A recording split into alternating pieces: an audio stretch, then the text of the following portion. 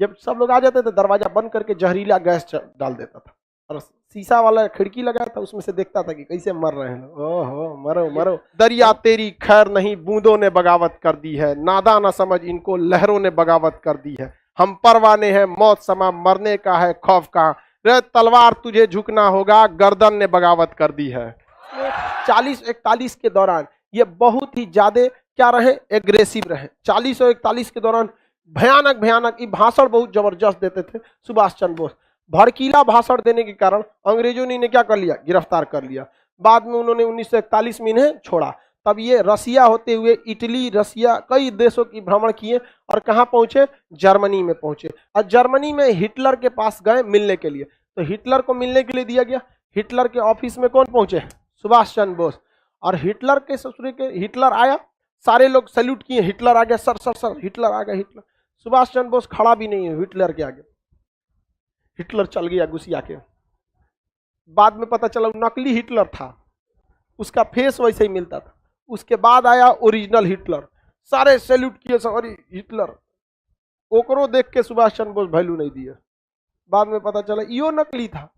जितना आया सब उसके खुद के बॉडीगार्ड कंफ्यूज हो जाते थे सब, लेकिन सुभाष चंद्र बोस नहीं। ओरिजिनल जब हिटलर आया, जब ओरिजिनल हिटलर आया तो ओरिजिनल हिटलर के आते वक्त में सुभाष चंद्र बोस खड़े हुए, हाथ मिलाए वहां से। तो हिटलर कंफ्यूज हो गया कि यार ये तो बहुत होशियार आदमी लग रहा है यहाँ पर। तो उन्होंने पूछा कि आपको पता कैसे चला। तो सुभाष चंद्र बोस ने कहा था कि सोने की परख सोनार को अच्छे से होती है, अगर उसको लोहा दिखाइएगा तो दूरे से पता कर लेगा कि सोना नहीं है। तो सुभाष चंद्र बोले कि अच्छा आदमी, हिटलर बोला कि अच्छा आदमी है, ठीक ठाक लगता है। तो पूछा हिटलर की क्या चाहते हैं आप। तो सुभाष चंद्र बोस ने कहा है कि हम बहुत खतरनाक चीज चाहते हैं। क्या चीज, कहा कि देखिए हमारे देश से 3 लाख फौजी को इंग्लैंड लेके आया है और आपके खिलाफ लड़वा रहा है, और आप उन लोगों को पकड़ लिए, आप उन फौजियों को हमको दे दीजिए, हम आप ही की ओर से उसको इंग्लैंड से लड़वा देंगे। हिटलर का पगला गया है, कोनो मोटर कार समझा है कि अगला गियर लगाओ, बैक गियर लगा दो। अभी आया था हमको मारने के लिए, अभी इंग्लैंड से कैसे मारेगा यहाँ पर।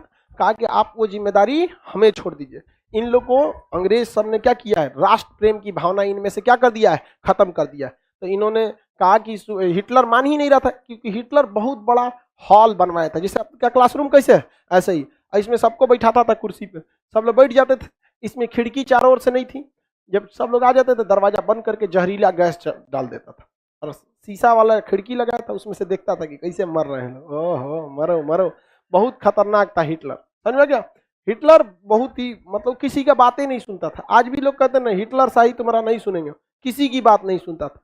सुभाष चंद्र बोस ने कहा कि आप मार के क्या करेंगे, आप हमें एक मौका दीजिए, हम इन भारतीय सैनिकों को अपने देश ले जाएंगे, और अपने देश ले जाके किसको मारेंगे, ब्रिटेन वाले को मारेंगे। तो ब्रिटेन वाला वहां पिटाएगा तो यहाँ पे भी उसका असर देखने को मिलेगा। तो हिटलर ने मौका दिया किसको, सुभाष चंद्र बोस को। सुभाष चंद्र बोस के पास बहुत सारे फौजी थे, तो देखे उन्होंने मनाया कि भाई देखो अंग्रेजों को मारो, ऐसे गांधी जी की तरह नहीं कि प्रथम विश्व युद्ध में साथ दिए आजादी मिलेगा, मिल गया आजादी, नहीं। तो तुम द्वितीय विश्व युद्ध में अंग्रेजों का साथ देने आए हो, आजादी मिलेगा, कभी नहीं मिलेगा। भारतीय सैनिक पहले सुभाष चंद्र बोस के खिलाफ थे, क्योंकि सैनिकों को वेतन ठीक ठाक इंग्लैंड दे देता था, लेकिन भारतीय सैनिक जो थे उनको मोटिवेट किए सुभाष चंद्र बोस। बर्मा में इन्होंने प्लान बनाया कि बर्मा के रास्ते मतलब म्यांमार के रास्ते भारत में जाया जाएगा। सुभाष चंद्र बोस बहुत जबरदस्त थे, उनका एक नारा भी था, तुम मुझे खून दो मैं तुम्हें आजादी दूंगा। सुभाष चंद्र बोस सबको क्या किए, एकदम मोटिवेट किए सारे सैनिकों को। वह खून कहो किस मतलब का जिसमें उबाल का नाम नहीं, वह खून कहो किस मतलब का आ सके देश के काम नहीं, वह खून कहो किस मतलब का जिसमें जीवन न रवानी है, जो परवश होकर बहता है वह खून नहीं है पानी है। उस दिन लोगों ने सही सही खून की कीमत पहचानी, जिस दिन बर्मा में सुभाष ने मांगी उनसे कुर्बानी थी। बोले स्वतंत्रता की खातिर बलिदान तुम्हें करना होगा, तुम बहुत जी चुके जग में लेकिन आगे तुम्हें मरना होगा। आजादी के चरणों में जो जयमाल चढ़ाई जाएगी वह सुनो तुम्हारे शीशों के फूलों से गूंथी जाएगी। स्वतंत्रता का संग्राम कहीं पैसों पर खेला जाता है या शीश कटाने का सौदा नंगे सर झेला जाता है। अजान बाहों ऊंची करके बोले रक्त तुम मुझे देना, बदले में भारत की आजादी तुम मुझसे लेना। हो गई सभा में उथल पुथल, सीने में दिल न समाते थे, स्वर इंकलाब के नारे कोसों तक सुनाई देते थे। बोले सुभाष वह आगे आए जिसमें भारतीय खून बहता हो, वह आगे आए जो खुद को हिंदुस्तानी कहता हो, वह आगे आए जो इस पर हस्ताक्षर करता हो, मैं कफन बढ़ाता हूं, वह आगे आए जो इसे हंस कर लेता हो। सारी जनता हुंकार उठी, हम आते हैं, हम आते हैं, माता के चरणों में अपना रक्त बहाते हैं। साहस से बड़े युवक उस दिन बढ़ते ही जाते थे, चाकू छुरी कटारों से वे अपना रक्त बहाते थे, फिर उस रक्त की स्याही में वे अपनी कलम डुबाते थे और आजादी के परवाने पर हस्ताक्षर करते जाते थे। उस दिन तारों ने देखा हिंदुस्तानी विश्वास नया, जब लिखा भारत के महारणवीरों ने खून से इतिहास नया। तो पूरे भारत के सैनिक जो थे, जबरदस्त सैनिकों में उछाल आया, बाप रे पूरे भारत के सैनिक उजाड़ देंगे रे इंग्लैंड को हम। यहाँ हिटलर देखा, कहा कि ये कौन आदमी है रे, यहाँ पूरा माहौल बदल के रख दिया यहाँ पे। सुभाष चंद्र बोस को देखकर हिटलर बहुत प्रभावित हुआ और हिटलर ने बहुत सुभाष चंद्र बोस की इज्जत किया और सुभाष चंद्र बोस को हिटलर ने नेताजी की उपाधि दिया था। सुभाष चंद्र बोस के योगदान को कोई नहीं भूल सकता। आप लोग बस एक लाइन पढ़ लेते हैं, तुम मुझे खून दो मैं तुझे आजादी दूंगा।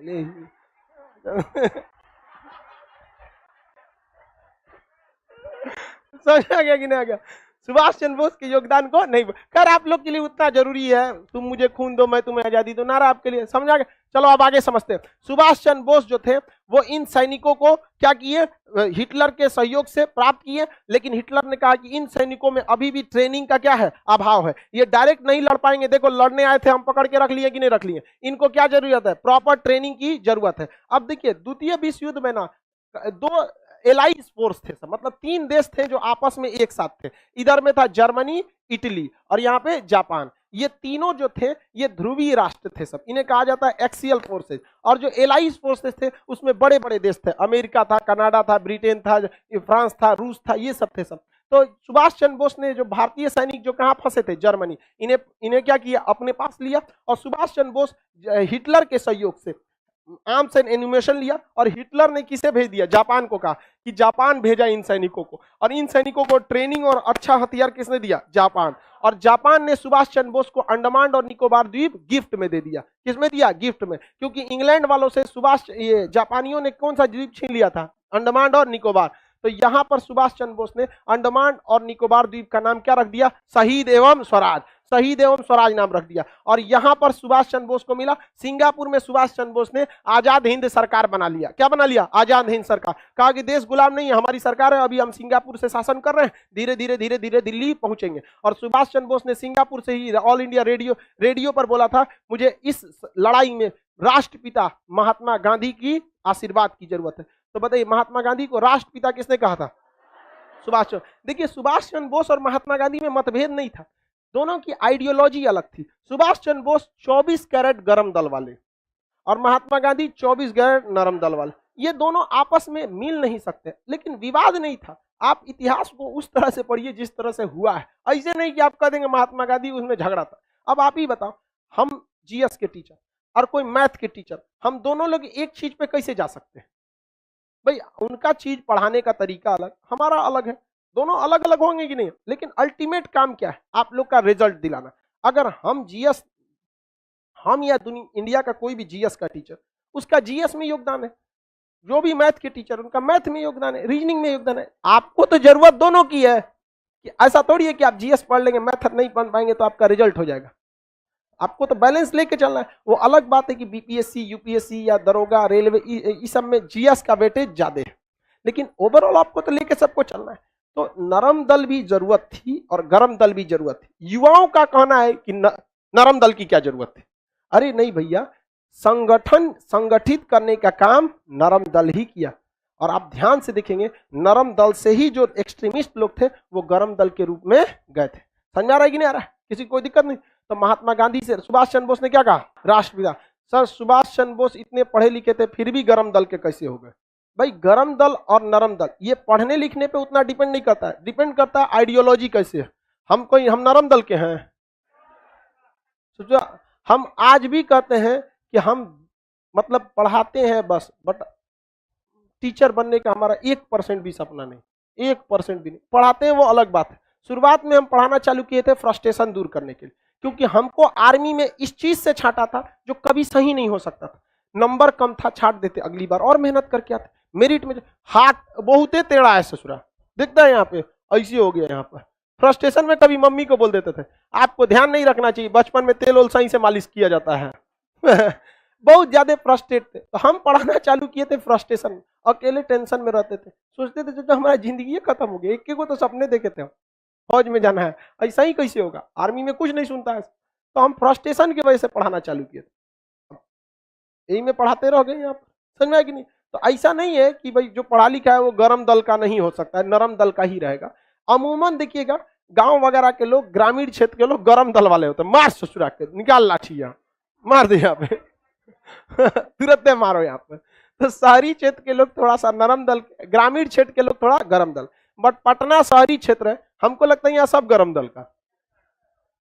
अजीब टाइप का मेंटेलिटी हो गया यहाँ पर। जाम में फंसे थे भिकना पहाड़ी पे, एक लड़का पैदल जा रहा था, एक स्कूटी वाला को हल्का सा लग गया, ज्यादा जोर से नहीं लगा, जाम में कितना लगेगा, तो कह रहा है भाई पैरवा पे चढ़ा दिया, नहीं दिख रहा है, तो उठ के कह रहा है एक झापड़ दे दिया। बड़ा खराब लगा हमको, वो केवल इसीलिए एक झापड़ उसको दे दिया क्योंकि वो देख रहा था कि ये पैदल है, क्या कर लेगा मेरा। मेंटेलिटी सोचिए, अगर सामने वाला कुछ नहीं कर सकता है तो हम कुछ कर देंगे। तनी हमरा से बोले स्कूटी या ओकरा सहिते गड़िया में रख लेते हैं, हाँ यहाँ कोल्ड स्टोर है, ये अगले सीजन में छोड़ते हैं ना। मतलब देखिए मेंटेलिटी देखिए लोगों की, उसके अंदर गुस्सा पावर कुछ नहीं है, वो देख रहा है कि हमारा जिससे झगड़ा है वो कुछ नहीं कर सकता। वही विधायक जी रहते तो बांध के लेके चल जाते हैं, चुनाव में होकर बांट देते एक से एक रहता है। चलो अब आगे समझते हैं। तो बताइए सुभाष चंद्र बोस ने आजाद हिंद सरकार की स्थापना कहां कर दिया?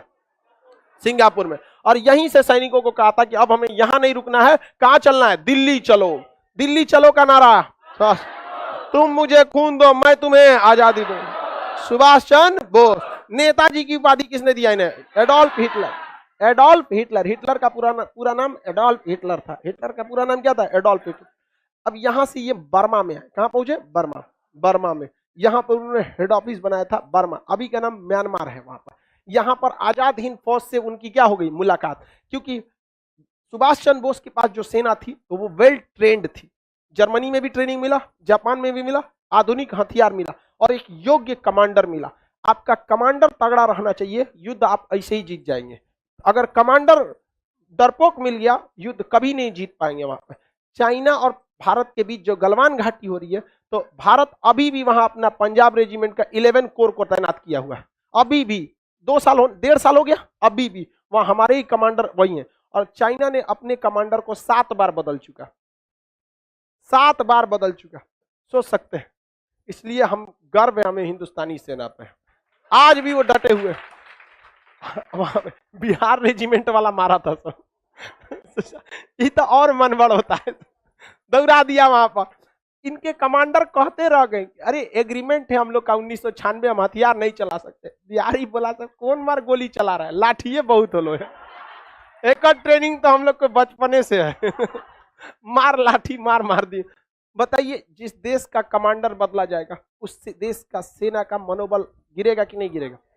खत्म हो जाएगा। अब वो सब टिक नहीं पाता, ऐसा ना खाना पे भी बोला जाता। अमेरिकन सेनापति ने कहा था कि सेना कितना लड़ेगी ये डिपेंड करता है उसके पेट में कितना अनाज है। तो भारतीय सेना का खाना जो है ना, या इंडियन खाना बहुत ठोस होता है। चाइनीज वाला चाउमीन,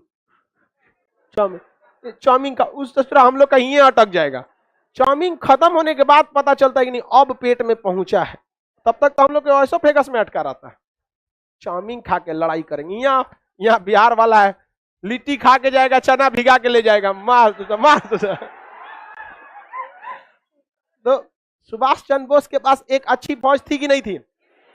सुभाष चंद्र बोस के पास एक योग्य सेना थी, और सुभाष चंद्र बोस में नो डाउट एक योग्य सेनापति थे। हालांकि वो खामका में आईएएस की नौकरी में गए थे, उनको भी सेना में जाना चाहिए था, लेकिन वो भी सेना में नहीं जा पाए। कोई बात नहीं, लेकिन सेना में सर्व करने का मौका मिला कि नहीं? कहीं सचुरा मार हो जाए तो हम लोग घुस जाते हो, बाढ़ में जाओ, हाथ टेढ़ टाड़े, कोई दिक्कत नहीं। अब तो दीजिएगा ना निपटा, हमरा देता तो हम कब के तिब्बत में घुस जाते तो बाढ़ में जो है। तो सुभाष चंद्र बोस के सामने एक समस्या यहाँ आई कि बर्मा में पहले से भारत के सैनिक थे सब। उस समय एक फौज थी जिसका नाम था आजाद हिंद फौज। आजाद हिंद फौज, देखिए आजाद हिंद सरकार ने गठित किए थे सुभाष चंद्र बोस। आजाद हिंद फौज कैप्टन मोहन सिंह, एक कैप्टन थे, कैप्टन मोहन सिंह। कैप्टन मोहन सिंह ने आइडिया दिया कि क्यों ना हम भारतीयों के लिए एक फौज बनाएं। तो ये किसने आइडिया दिया? कैप्टन मोहन सिंह। और ये जिम्मेदारी दी गई रास बिहारी बोस को। किसे दी गई? रास बिहारी बोस। रास बिहारी बोस ने इसका गठन किया, लेकिन उस समय तक रास बिहारी की बोस 70 से ज्यादा उम्र के हो गए थे। अभी बताइए, सेना का कमांडर 70 से ज्यादा उम्र का, सेना में मनोबल रहेगा? सेना में एकदम भयानक गरजने वाला होना चाहिए, वहां पर बॉर्डर पे एकदम गरजने वाला सेनापति चाहिए। दरिया तेरी खैर नहीं, बूंदों ने बगावत कर दी है, नादा ना समझ इनको, लहरों ने बगावत कर दी है। हम परवाने हैं, मौत समा मरने का है खौफ का, रे तलवार तुझे झुकना होगा, गर्दन ने बगावत कर दी है। खतरनाक होना चाहिए एकदम सेनापति, मार करा दे सजुरा, जो मरलो रहे दोनों हथियार उठा लेके मारे सजुरा। यहाँ पर एकदम सेनापति का मतलब क्या होना चाहिए? एकदम खूंखार, चंडाल, एकदम तनिको मोह माया नहीं, लास्ट पे बैठ के ससुरा खाना खा ले और करे जेब चेक करे कुछ बचल है क्या एकरा में।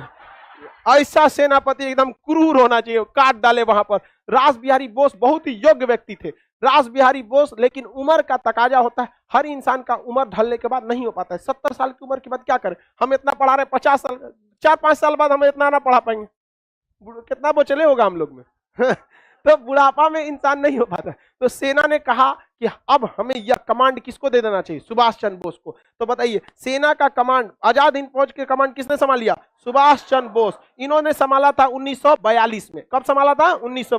क्या 1942 में आजाद हिंद फौज बनी थी? नहीं, बहुत पहले बन गई थी, छीटपुट थी इधर उधर यहाँ पर। अब इन्होंने क्या किया? आजाद हिंद फौज बनाया और इन्होंने कई ब्रिगेड बनाया, लक्ष्मी ब्रिगेड बना दिया। महिलाओं का क्या बना दिया? Lakshmi brigade, Subhash brigade, Gandhi brigade, Nehru brigade, पूरा सेना का गठन बना दिया, भयानक। और सेना का एकदम जबरदस्त इनके पास क्या था?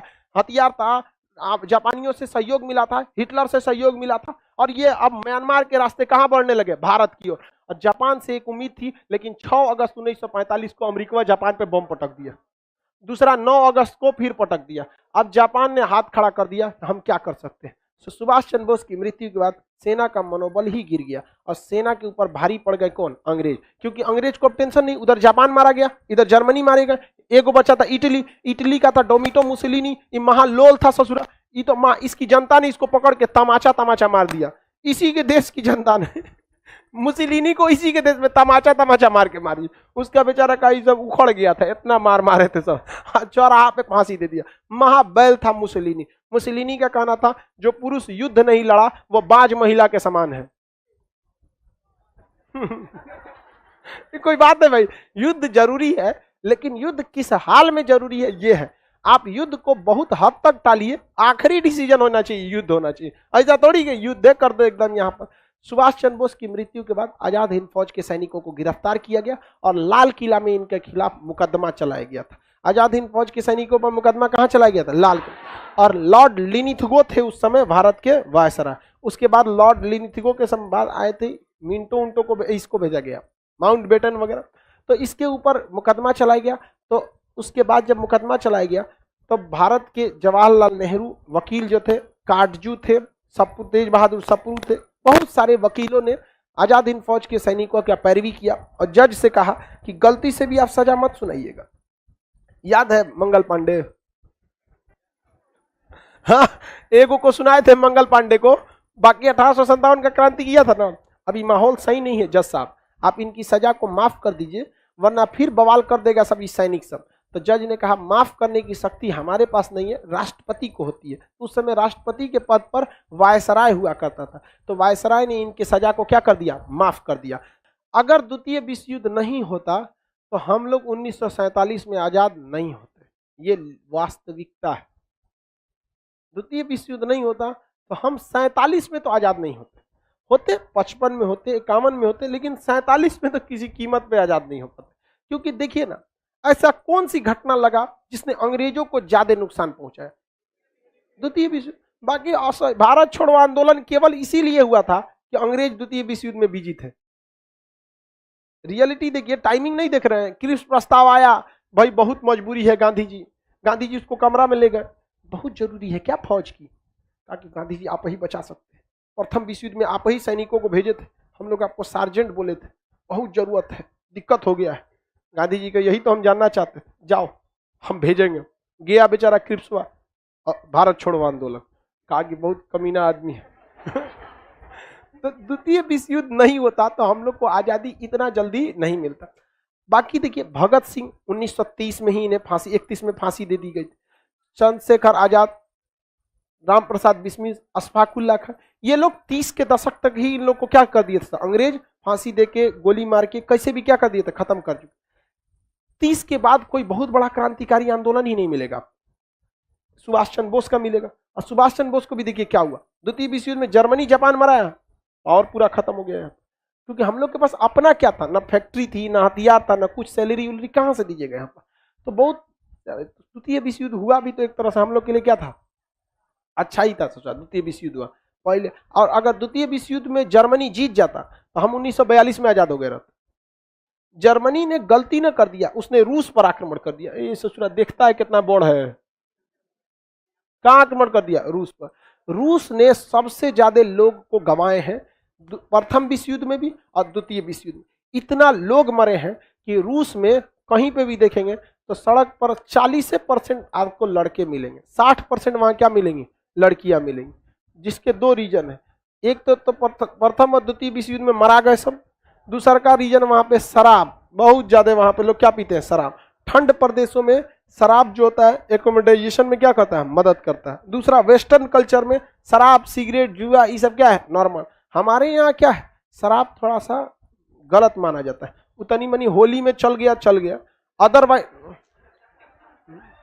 होली में ना थोड़ा सा आदमी एडजस्ट कर चले यार होली में, समझा कि अदरवाइज में आप शराब पीजिएगा तो भारतीय समाज में लोग आपको अच्छे नजर से नहीं देखते। होली में बस सब कॉम्प्रोमाइज हो जाता है, और वो ससुरा सब ऐसा पी लेता है कि उलटल कहीं रहता है। अरे भाई थोड़ा लिमिट में रहना रे ससुरा, तोरे चक्कर में त्योहारों बदनाम हो जाएगा। लेकिन ना ससुरा हम चौपट हैं तो सबको चौपट करेंगे। तो ये रूस बहुत ज्यादा इसमें लॉस रहा था। तो आपको सुभाष चंद्र बोस का समझ में आ गया। अब आगे हम लोग कल करेंगे।